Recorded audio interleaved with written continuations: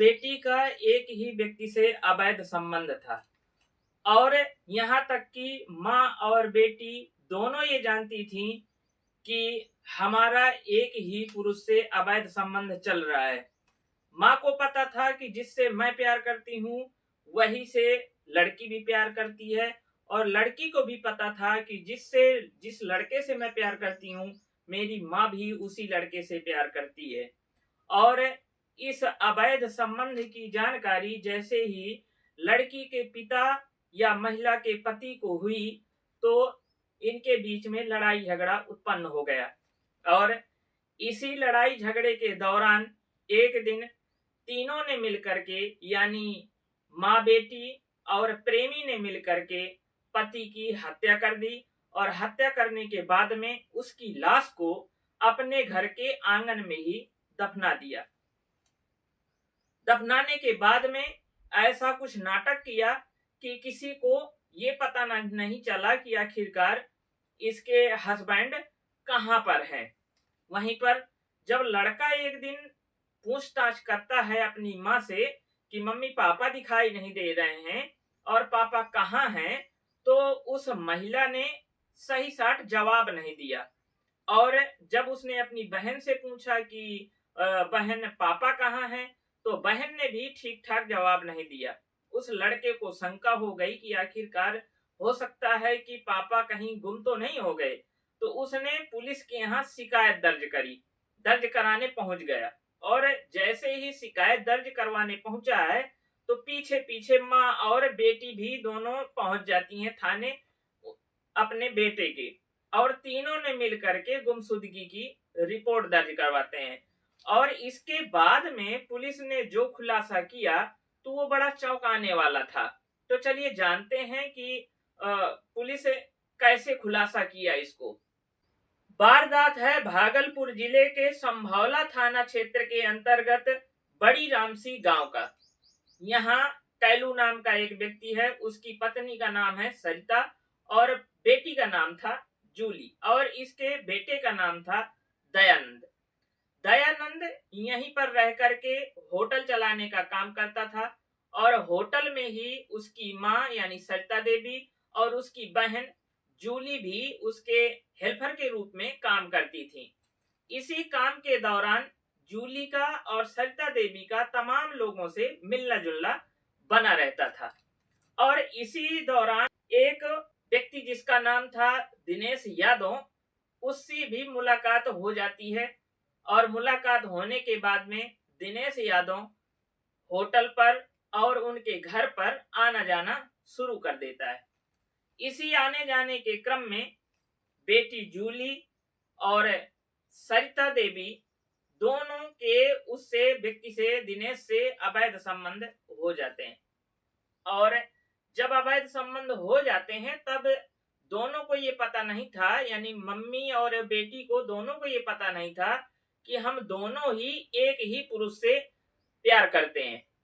लेकिन कुछ दिनों बाद ये दोनों को एहसास होने लगा कि जिससे मैं प्यार करती हूँ तो उसी से मेरी बेटी भी करती है और बेटी को ये एहसास होने लगा कि जिस व्यक्ति से मैं प्यार करती हूँ वही मेरी माँ से भी प्यार करता है। दरअसल ये खुला दिनेश की बातों से, दिनेश अपनी गर्लफ्रेंड यानी सरिता से एक बार जो है तो बातों बातों में कह दिया कि मुझे अपनी बेटी से भी अवैध संबंध बनवा दो। तो माँ ने कहा कि यह गलत है और मैं ऐसा नहीं कर सकती हूँ। तो उसने कहा कि तुम गलत कहो चाहे सही कहो, लेकिन मैं तो उससे भी प्यार करता हूँ और उसके साथ में भी संबंध बनाता हूँ। जब माँ को ये वाली बात पता चली तो थोड़ा सा उसके अंदर हिचक पैदा हुई और उसने कहा कि ये तुम गलत कर रहे हो और ऐसा नहीं करना चाहिए।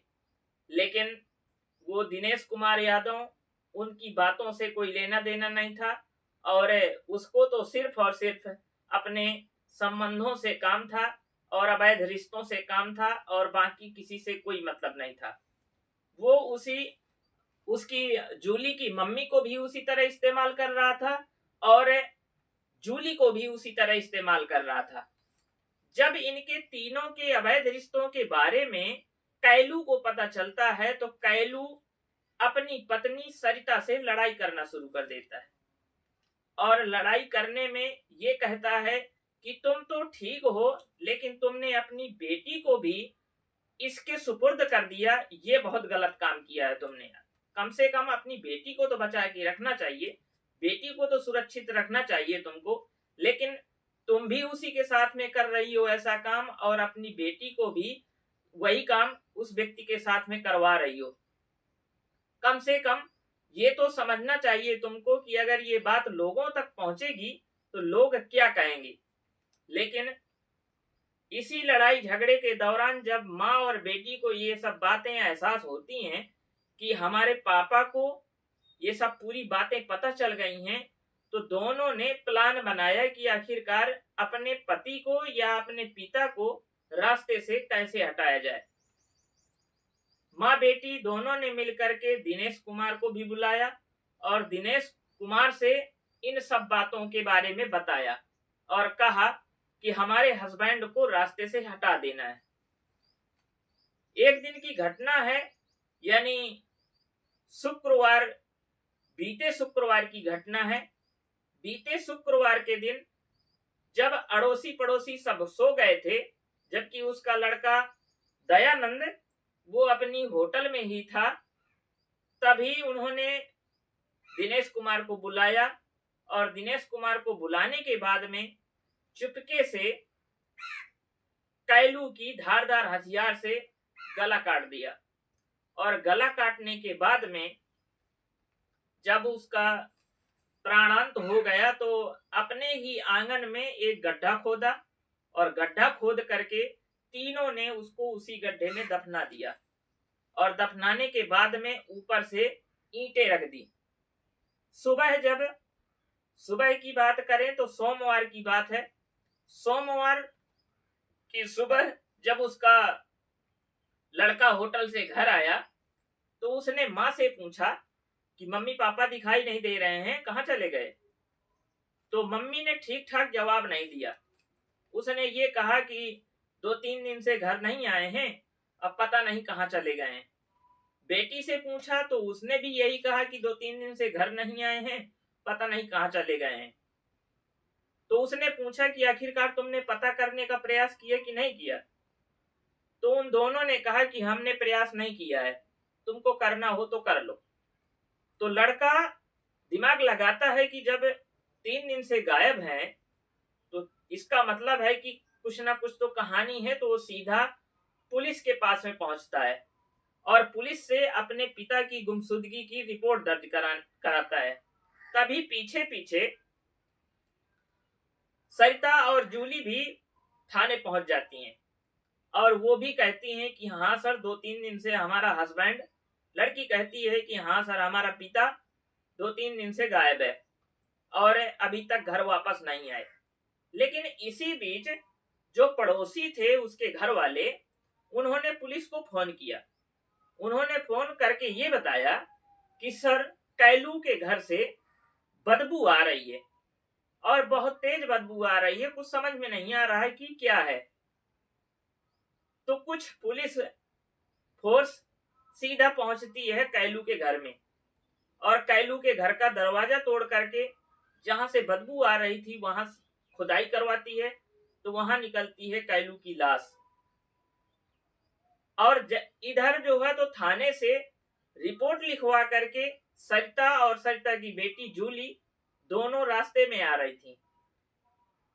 तो ग्रामीणों ने उनको पकड़ करके रास्ते में ही दम से पिटाई की और दम से पिटाई करने के बाद में उनको थाने ले जाकर के पुलिस के हवाले कर दिया। पुलिस के हवाले करने के बाद में जब पुलिस ने उनसे कड़ाई से पूछताछ किया तो पुलिस को यही चौंकाने वाला सच बताया कि हम दोनों एक ही व्यक्ति से, दिनेश यादव से प्रेम संबंध है हमारा और हम दोनों उसी से प्यार करते हैं और ये हमारे प्यार का रोड़ा बना हुआ था, इसीलिए हमने इसको मौत के घाट उतार दिया है। फिलहाल पुलिस दोनों को गिरफ्तार कर लिया है और दोनों को गिरफ्तार करने के बाद में उनके ऊपर कानूनी कार्रवाई कर रही है। अब देखते हैं कि इनको कौन सी सजा मिलेगी। आप कमेंट करके बताइए कि इन दोनों को कैसी सजा मिलनी चाहिए। अगर वीडियो पसंद आया हो तो लाइक करें, कमेंट करें, शेयर करें और पेज में अगर पहली बार विजिट कर रहे हो तो पेज को फॉलो सब्सक्राइब जरूर कर लें। आपका बहुत बहुत धन्यवाद।